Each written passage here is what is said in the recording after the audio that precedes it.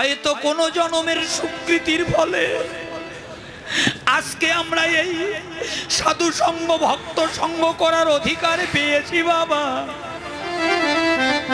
সকালবেলা হলে এই চাঁদের বাজার ভেঙে যাবে, কত জাগে যোগে লেগেছিল। আগামী বছর হয়তো আমার দাদা ভাইরা আবার আয়োজন করবে বাবা, কিন্তু কার ভাগ্যে হবে আর কার ভাগ্যে হবে না, আমরা কে থাকবো কে থাকবো না। পদ্ম পদ্মে যেমন জল টলমল টলমল করে, এই দেহ পদ্ম মাঝে প্রাণবায়ু রূপী ভগবান তেমনি টলমল টলমল করছে বাবা।